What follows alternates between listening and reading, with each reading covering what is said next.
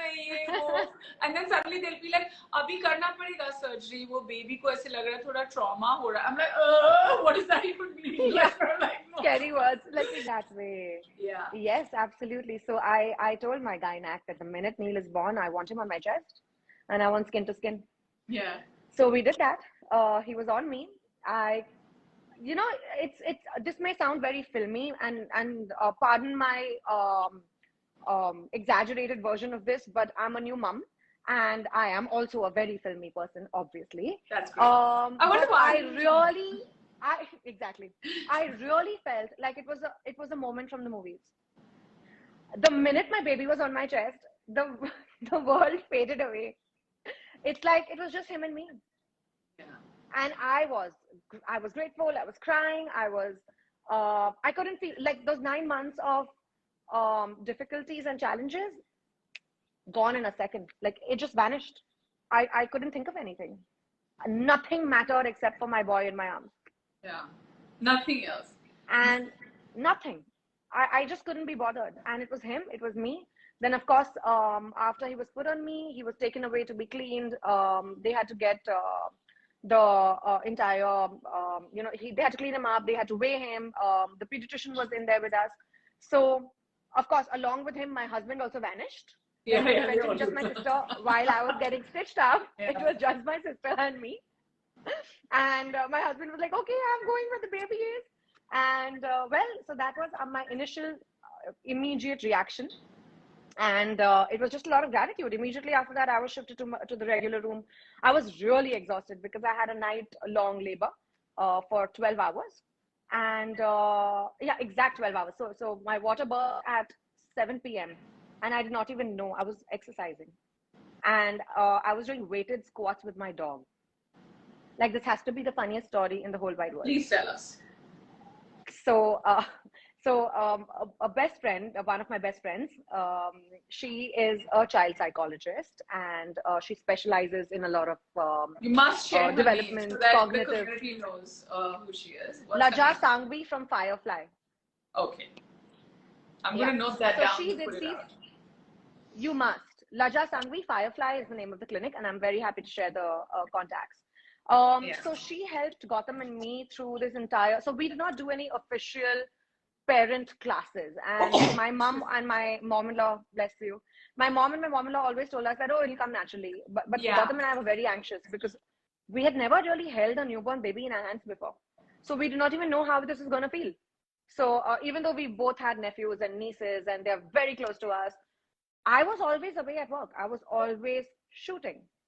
So this was literally the first time in my life that I took a break, and I spent so much time, invested so much time on myself, on my child, on my family, on my physical being.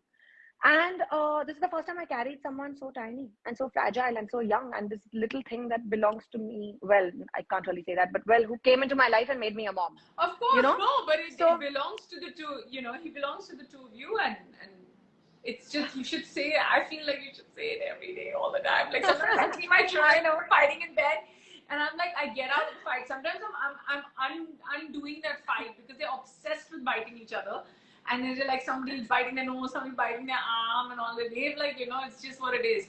And then I get out of it and I look at them and I'm just like, these are ours, and just like, and then dive straight back into like undoing that bite. Like, she's obsessed with his nose and he's obsessed with his hers, but and he's just like, come on, you gotta have one more quickly. I know it's the conversation. It's the reaction I get from every mom who's got a 3-month-old baby at home. But I want to know about the dog story. And then you were doing squats.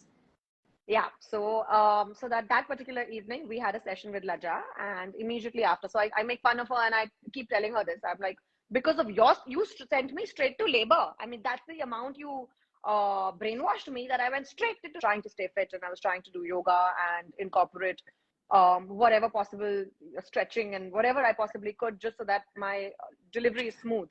That particular day I couldn't work out for XYZ reasons. I went to the gynac that very morning, and she said, okay, any minute now. So we were like, okay, this will happen within a week or so. And Gautam comes back from work. We have a tiny little puppy. We got her a couple of months ago, before Neil, of course. And I was feeling very maternal that evening. I'm not a dog person, and I'm still acclimatizing to my little baby pup. But that particular evening, I was super maternal, and we usually go for a walk, Gautam and I together, When you every say evening. super maternal, in any case, one is maternal around their pregnancy. So what did you feel that was different? Why would you say super maternal? So dogs are not allowed on my furniture. My puppy is not allowed to climb on the bed, and she's not allowed to jump on the sofa. And I was sitting with her in my lap, cuddling her, Oh, giving her all sweet. sorts of hugs and kisses and loving her and, babying her. And then I picked her up and I sat on my Swiss ball and I started bouncing. Obviously, my water would burst. And then we call up the gynac and I decide to go for a bath because I suddenly think to myself that I can't go and give birth with dirty hair. My hair has to be in order. I have to say. I wash my hair. No, vanity before all else. Yeah. High Yeah, five, okay. sister. Yeah. So I go for a bath. I blast dry my hair, and I go to the hospital. This is so from 7 to about 9:30. We quickly grab a bite. My husband tells the doctor, "Oh, so she's having a bath. We'll come there in about an hour." And the doctor's like, "Gautam, third floor, maternity ward now." Like, what do you mean half an hour, 45? You're And not how giving far me are an you from appointment. this place? How far is your home from the hospital? Luckily, 15 minutes. Okay, so 15 you minutes. live that side of town. I live in Malabar Hill. Okay. Huh. So Yeah. that's close. So, yeah. So we did that, and then so that's how I was. I was busy with the puppy, and that's when this happened. And then little Neil was on his way. Went to the hospital. My entire family was there before us. We were too busy showering and getting ready, and then I was packing my husband's bag because he had no time to pack his hospital bag, and that's how I landed up in the hospital. That's just amazing. Baby. Everybody has such a different story when something like this happens. It's great. It's like, I started getting my contractions the minute Angad left and I've never said this out actually. I'm saying this today to you, but we're on live, so now everyone will know. He was going to celebrate my father-in-law, that's his father's 75th birthday, and he was just like, "You'll be fine, right?" I said, "Yeah." And I started getting and then that evening, my daughter fell sick. She got an upset tummy to a point where we had to rush her to hospital, and she was on me. She just, Oh Lord. So then I didn't have anyone except my parents were flying in still. They were like, when Angad flies out, we fly in a few hours and stuff. Still a week to go. And we take her to the hospital. We go to Surya, and they're like, "Ma'am, are you ready for the drip?" So I was like, "I'm not sure my daughter will take it because she's too tiny. She's barely, she's not even 3 years old." They're like, "No, ma'am, you are in labor. You need it." I'm like, "No, wait." And then I said, no. I mean, and then I was like, I could get the contractions. And then, they start like 36 hours apart. And when you're actually living through one, then you go white in the face, which that white face, that weird kind of like Hawa Gul wala face, the doctors just know. And then I was like, no. I went home. And then there were like these 2 ads. I lived through it. This dubbing, which I was shooting for Thursday. So I was fully pregnant in that film. So my director was like, "You're coming to dub tomorrow." I said 100%. And I was always insisting I want to dub while pregnant because, that breathlessness is matching. Exactly. Then still in Yashraj, I was there and I was just like, I can't breathe. Turn on the AC. They're like, "This AC is on full." Again, I was having contractions. I had no idea. Finally, there was an ad I had to do, which I kept delaying, but they wanted me pregnant. So this is lasting a week because I'm like, but that's a work commitment. So I've kept this baby inside, and finally I called Angad. I said, "Angad, you come in?" He's like, "No, I just called to tell you, can I delay the trip by a day?" I'm like, "Okay." Now they're like shortened. Oh my God. And in my head, I was like, no, he's going to come on 3rd or 7th. And, I wanted to keep his name Gurek, and 3 is a good number. So we waited another 24 hours. So this entire That's process, insane. yeah, just 9 days of just like contractions getting shorter and shorter. Finally, oh my goodness. in the morning, we were going to go. And Angad was like, "Listen, if I don't have tea, I'm going to get a headache. You think you can wait 15 minutes? I'm like, "Well, I waited 9 days. I'll wait 15 more minutes." But I feel like the second time,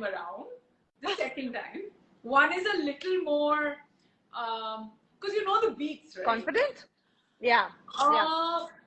Less questioning. like you question the process lesser. But I'm in any case, I ask too many questions. So I also feel the second time, well, not like I've had a second baby, but what I've heard and I've seen my sister-in-law and my friends go through, I feel the second time around, the mom also bounces back faster. It's like, you know the drill.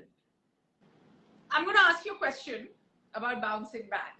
What was it like for you? I know, and Kajal, the thing is that you're so successful, and to ask you whether what's the work scene, there's a 100% guarantee. Even while you're giving birth, one knows you're going to come back to work, because there's a huge amount of our sanity that lies in working.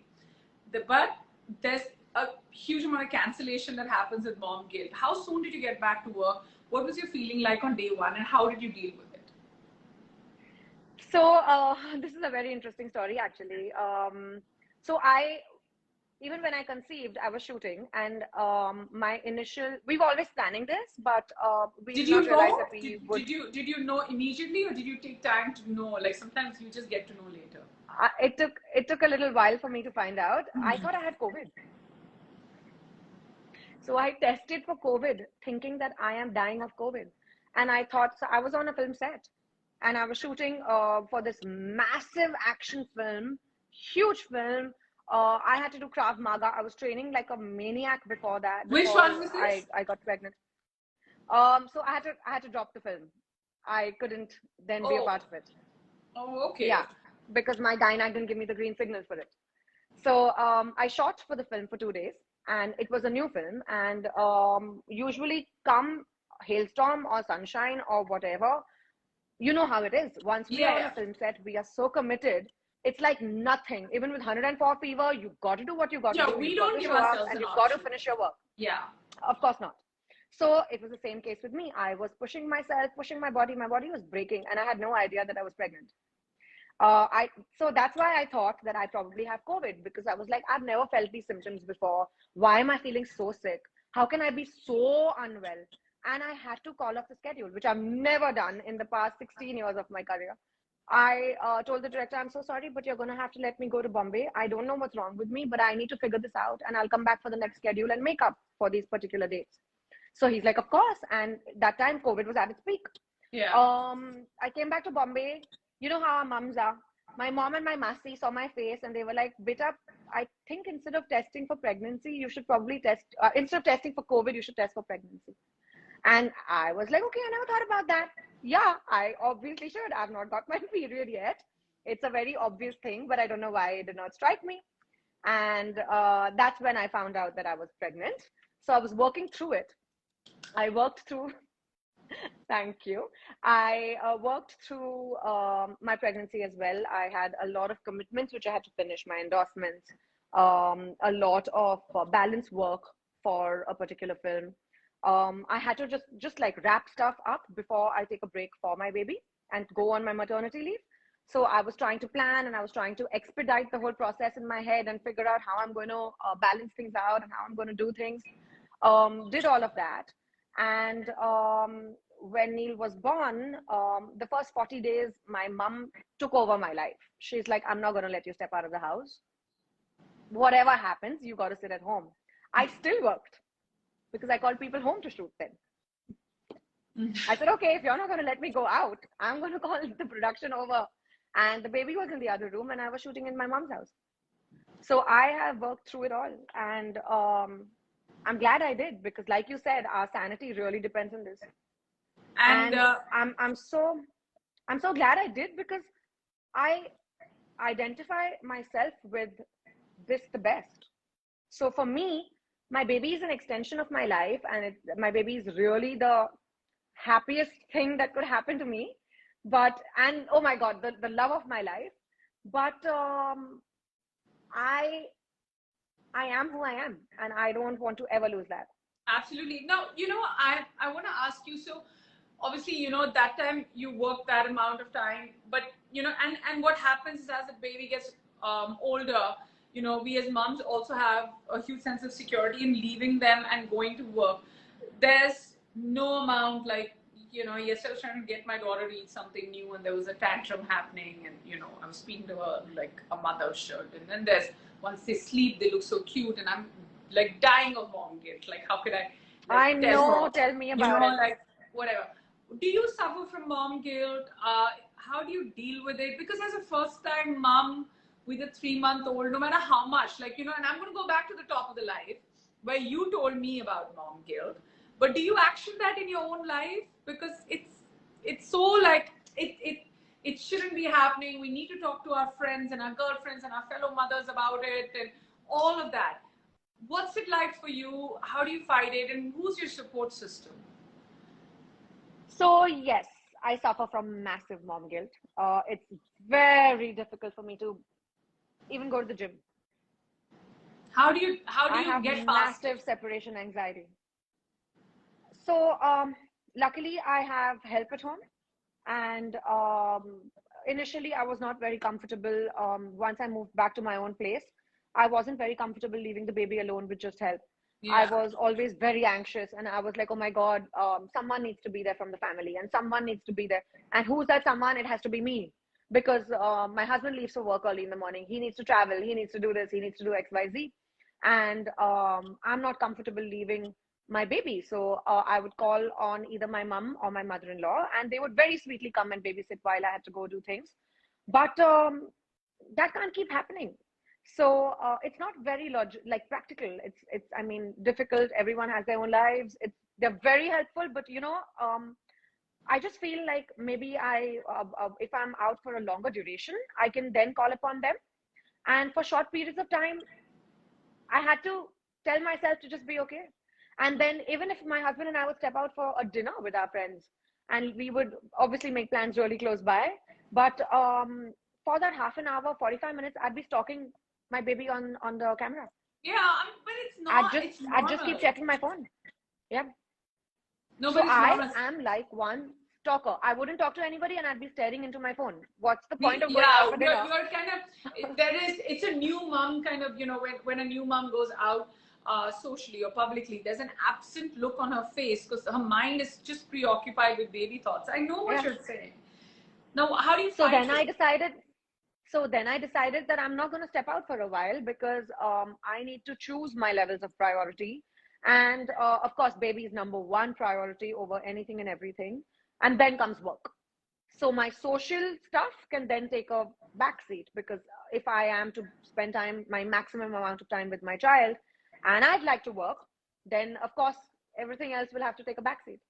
So that's what happened for a while. And tomorrow, in fact, I'm supposed to resume work, and I am dying. Every time I'd step on a set, and this was even for smaller things like a day's shoot for an endorsement or something, I would carry paraphernalia. I would take my pump, and I would try to express, and I would always have this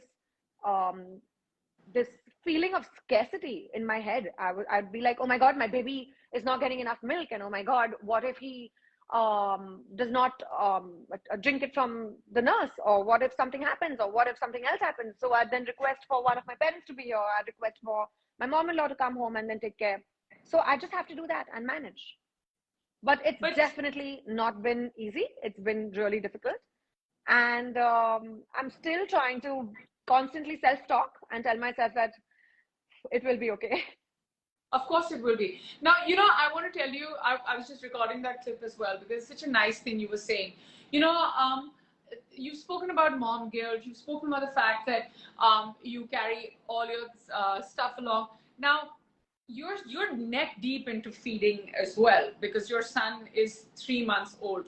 Now, I always tell everyone what Freedom to Feed stands for before I ask this question. We're a community that's now become, a parenting community, where we started off by talking about normalizing breastfeeding, because there was a huge amount of scarcity in normalizing it. I'm seeing that over the years, from the time that Meher was born, where I put out one little post, to now, I'm so glad that I see moms coming forward, supporting all of that.